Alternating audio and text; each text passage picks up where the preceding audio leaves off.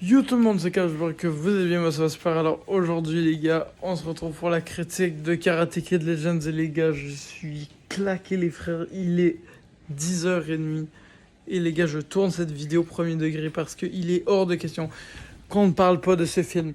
Voilà les gars, je pense que j'ai été le voir, j'étais très content d'aller le voir, j'avais une hype de zinzin concernant ce film et j'ai pas été déçu. Alors là, j'ai zéro été déçu pour des raisons très simples. On a eu des pépites. Alors attention, ça concerne des spoilers cette vidéo. Alors si tu ne veux pas être spoilé, fuis. Mais si tu as vu le film, bah bien. Alors parlons déjà de l'histoire du film.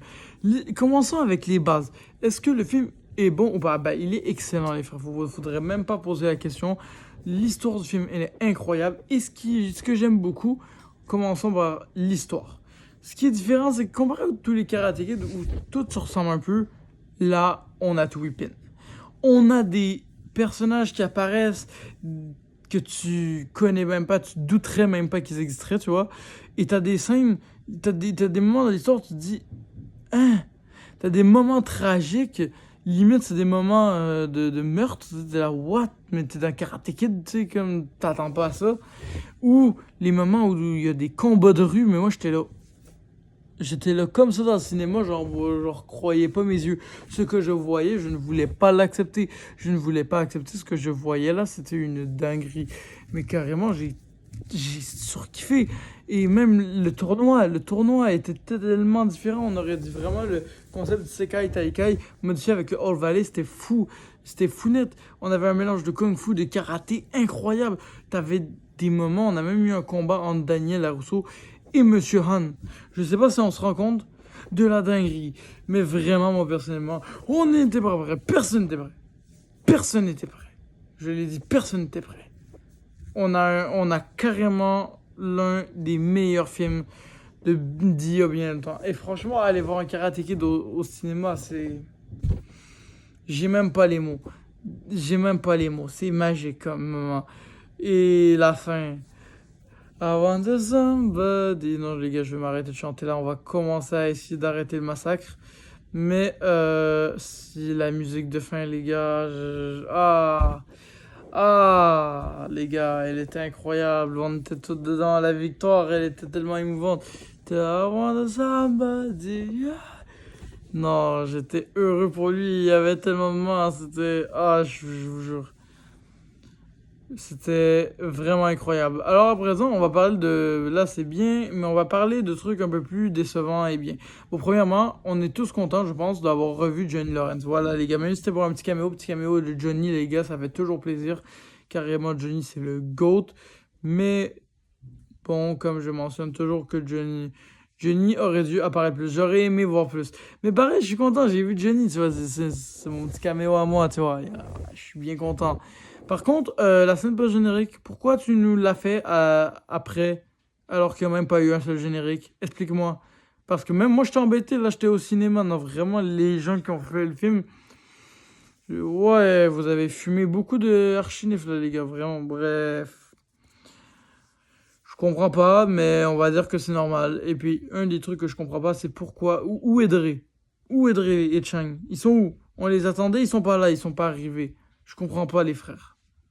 Ce sont les bases de faire revenir. Tu fais revenir Jackie Chan, tu fais revenir tout le monde avec. Je veux dire, c'est une base. Et ok, si, exemple, ils n'auraient pas voulu, bah, ok. Où sont le comeback de Miguel ou le comeback de... On voulait voir plus de comeback que ça. C'est Legends. Bref, voilà, il lui manque un peu de comeback, mais les frères, ça dérange pas. Le film était excellent comme ça. Je vais pas trop en demander, je vais pas être trop exigeant vers le film, mais j'avoue que ça, j'aurais bien aimé. Et pourquoi le personnage de Connor a été mis à la porte? Pourquoi il a été oublié? Ça, c'est vrai. Moi, j'adore le vilain Connor. C'est l'un des meilleurs méchants de Karate Kid avec Terry Silver. Et Mike Barnes. Je suis pas ouvert au débat. T'as Connor, Mike Barnes, et puis t'as tonton Terry Silver, les frères. Je pense que là, on a le top 3 des best méchants au all time. Et en quatrième position, on a K1, bien sûr. Rest in peace. Mais les gars, c'est quand même une dinguerie. Et dites-moi, est-ce que je suis le seul à avoir pensé longuement que K1 était le frère de Lee? Non, vraiment, dites-moi, je suis le seul. Mais tout avait l'air de coordonner pour que ce soit le cas, mais ça n'a pas été le cas. Il y a comme eu un bug dans Matrix. Le mec, il lui ressemblait comme deux gouttes d'eau, frère. On a trouvé Suicide K1, les frères. Bref, c'est vraiment un truc. Dis-moi, je suis le seul. Parce que moi, personnellement, ça m'a troublé, hein. Vraiment incroyable, ça.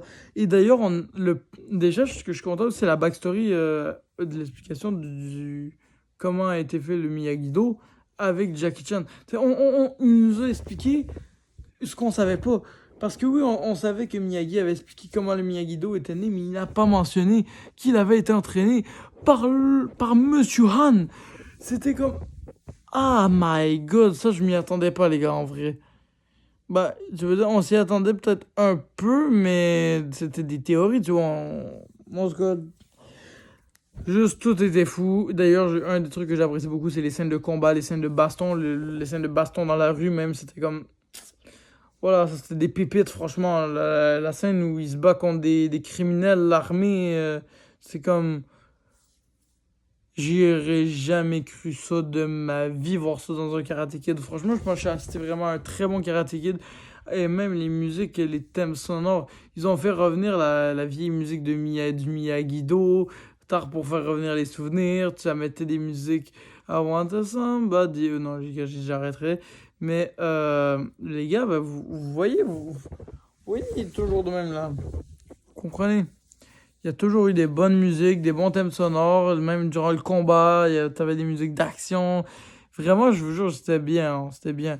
C'était pas les meilleures bandes sonores, mais clairement, ça faisait partie de très bonnes bandes sonores. Mais je trouve que pour le concept de l'histoire, ils se sont surpassés.